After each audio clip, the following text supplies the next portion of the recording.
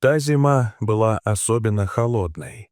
Морозы лютовали, заставляя лесных жителей прятаться по норам и дрожать от холода. Только необходимость охотиться выгоняла хищников из убежищ. Снежный барс, который жил в глуби леса, на промысел выходил ежедневно. Его красота, равно как и умение охотиться, были хорошо известны всем обитателям. Это была его территория, здесь все было знакомо. В то утро ничто не нарушало его привычного расписания. Спокойно выйдя из убежища, барс замер, внимательно оглядываясь и прислушиваясь к звукам. Ему некого было бояться, здесь он был вершиной пищевой цепочки. Навредить ему мог разве что человек. Где-то неподалеку находился олень. Это был крупный самец с роскошными рогами. Не замечая приближения хищника, он спокойно выискивал около стволов островки мха. Огромный кот замер, припав к холодному снегу. Когда олень учуял опасность, было уже слишком поздно. Один бросок смертоносного охотника, и он уже на спине жертвы. Олень стал очередной добычей старого матерого барса. Но неожиданно ему послышался странный звук, то ли скулёж, то ли плач. От него веяло тоской и болью, а еще примешивалось отчаяние и страх. Барса привлек этот странный звук, объяснить который ему не удавалось. Он решил проверить, на всякий случай, громко мяукнув, предупреждая возможные посягательства на свою добычу, а затем направился на звук плача. Даже его, страшного и беспощадного, расстроило увиденное на соседней поляне. Посередине лежало тело молодой волчицы. В том, что она уже не дышит, сомнений не было, значит, трагедия произошла не сейчас. Борьбой произошедшее назвать было сложно. Это была бойня. Нападающих было много, среди них были собаки. Барс учуял запах своих врагов издалека. Это удивило и озадачило его. Никогда раньше люди не заходили так далеко в лес. Да и убийство больше напоминало загон с травлей собак. Значит, люди просто развлекались. Кот презрительно отвернулся и собрался уходить, ему было не понять людей. Он сам был хищником, но убивать ради забавы никогда бы не стал. Другое дело, когда ты голоден. Но вдруг возле тела волчицы произошло какое-то движение. Заметив его краем глаза, барс моментально развернулся и приготовился нападать. Но то, что он увидел, остановило его прыжок. Рядом с телом матери копошился ее малыш, совсем еще крошечный. Истощенный волчонок дрожал, не имея возможности согреться под холодным телом матери. Она поэтому так яростно и защищалась, а люди даже не увидели кроху, оставив на верную смерть. И вот теперь волчонок голодными глазенками смотрел прямо на огромного непонятного зверя, находившегося в паре шагов от него. Закон леса прост — выживает сильнейший. И барс, величественно взмахнув длинным хвостом, спокойно направился прочь. Резкий писк позади заставил его обернуться. Упрямое маленькое создание отчаянно шло за ним, пытаясь перебраться через огромные для его размера ветки. Решив припугнуть, чтобы тот отстал, барс грозно зашипел и оскалился. Волчонок присел от испуга, но через секунду продолжил свое движение. Сил у него было мало, потому барс пошел дальше, предположив, что волчонок отстанет. Отыскав оторванную оленью ногу, хищник вернулся в свое логово, но как только приступил к трапезе, он замер.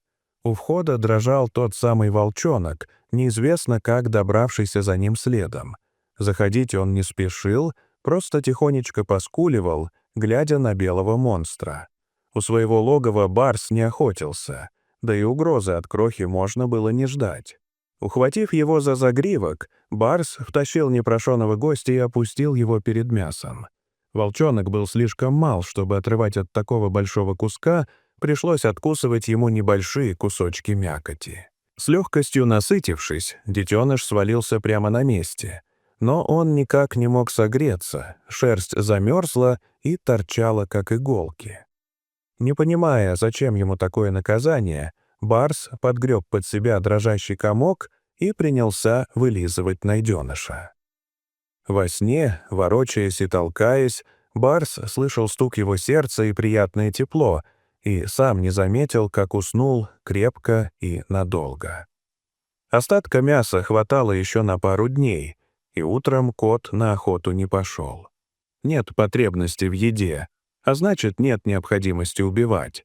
Животные законы просты и гораздо гуманнее человеческих. Так волчонок обрел семью. Выгонять его смысла не было, все равно вернется. Барс принял щенка, стараясь не думать о том, что будет, когда тот вырастет. Эта порода волков была ему слишком хорошо знакома. Северные виды отличались огромными размерами, силой и неконтролируемой яростью. С этим видом у барса была негласная договоренность, обе стороны соблюдали нейтралитет, обходя соперника стороной. Им нечего было делить, еды хватало. Зима, хоть и длинная, но вскоре закончилась благодаря снежному коту. Подрастающий волк никогда больше не знал, что такое голод и страх.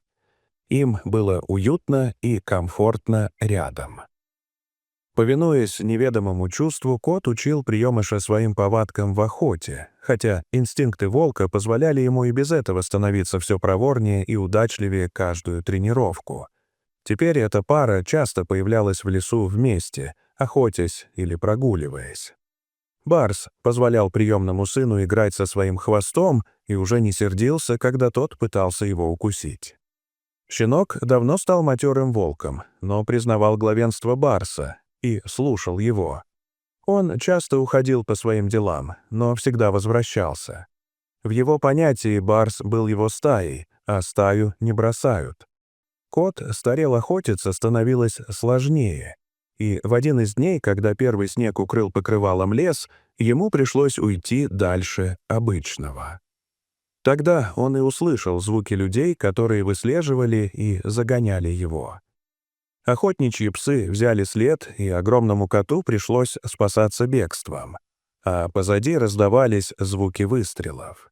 И вдруг он почувствовал, как пуля обожгла кожу, задние лапы прошли на вылет. На белом снегу за ним потянулась ярко-красная дорожка. Кот физически ощущал, как вместе с красными каплями утекает его жизнь. Слабеющие лапы плохо слушались, глаза затуманило, и кот упал на снег. В угасающем сознании барс еще услышал, как среди голосов прорвался жуткий рев волка, и он увидел очертания его огромной фигуры. Страшная ярость придавала ему сил.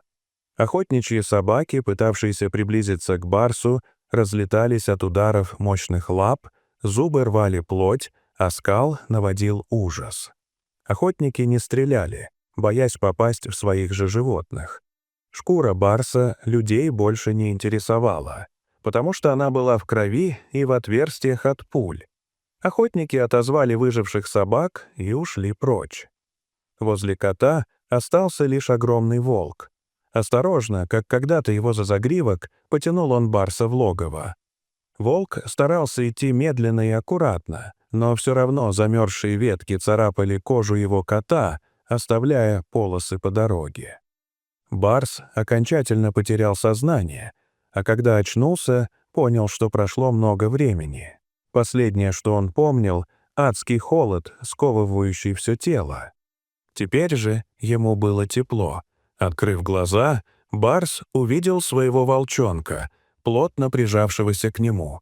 Вот отчего было так тепло. Рану найденыш вылизал, и она уже не кровоточила. При первом его шевелении волк вскочил и принялся скулить.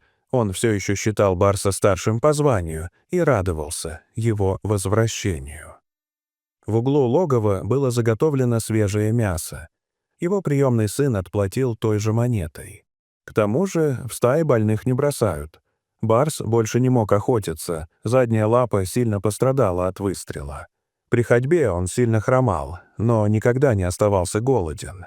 О нем было кому позаботиться. И еще долгое время странная парочка вызывала недоумение у обитателей леса. Хотя скоро все привыкли считать барса легкой добычей, никому в голову не приходила мысль напасть на него. С такой охраной себе дороже будет. Старый барс мог собой гордиться. Он вырастил настоящего воина и охотника. Он понимал, что его доброта стала этому причиной. Закон леса. Нет голода, нет смерти. А звери — не люди. Они законов не нарушают. Дорогие зрители, что вы думаете об этой истории? Расскажите, пожалуйста, в комментариях. А если вам понравилось это видео, то ставьте лайк и подписывайтесь на наш канал. До свидания.